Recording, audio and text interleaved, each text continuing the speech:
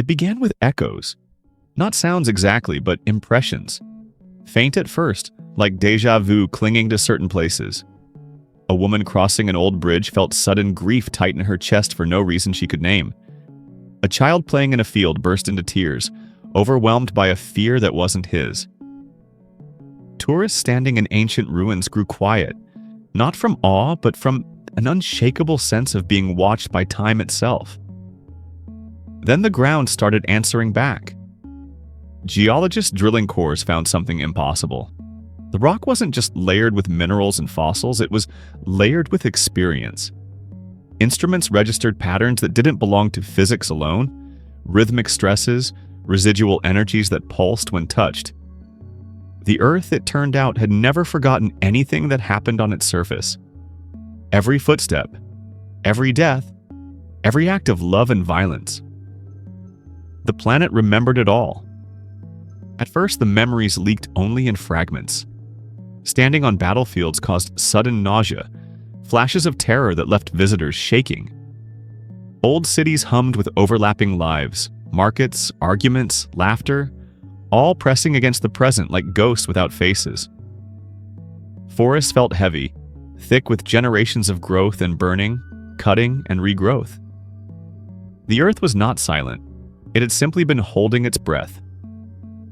Then the memories grew louder. Earthquakes were no longer random.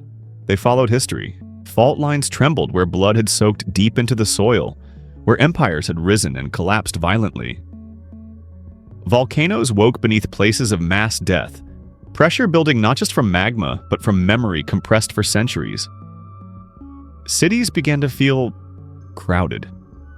Not with people, but with everything that had ever been there before. Walking through a modern street meant brushing against thousands of past moments at once. Some people fainted under the weight of it. Others became addicted, seeking out places of intense history to feel something bigger than themselves. Scientists confirmed what poets had begun whispering. The Earth had consciousness, not like a mind, but like a vast, unfiltered memory. It didn't judge, it didn't choose. It simply retained. Humanity reacted the way it always did. Some tried to exploit it. Corporations built memory sites, places where the planet's recollections were strongest, charging people to experience the past directly.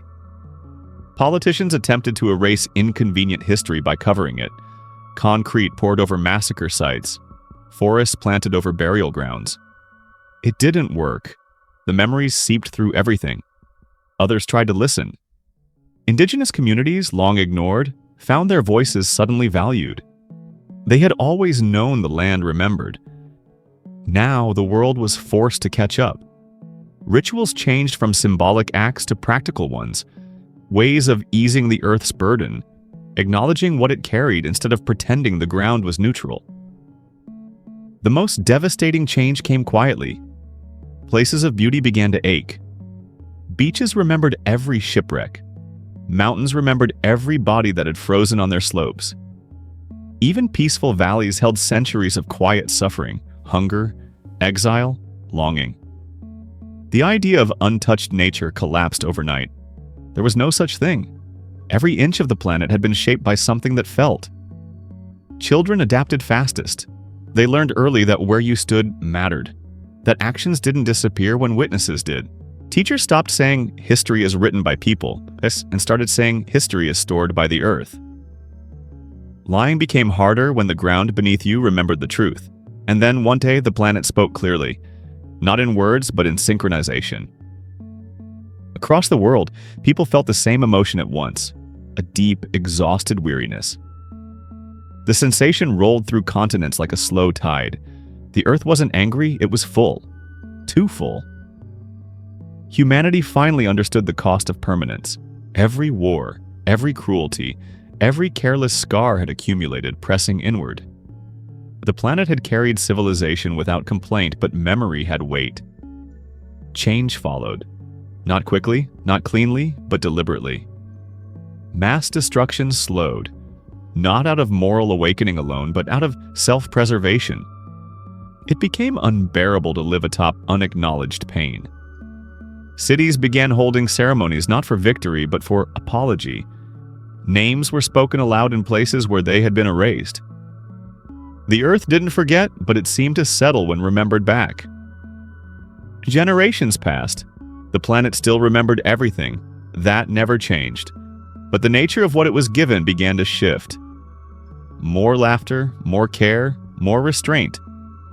Not because humanity had become wise, but because it had learned it was never alone with its actions. The ground beneath every step was listening. And once you know the world remembers you, not as history but as feeling, you start choosing what kind of memory you are willing to leave behind.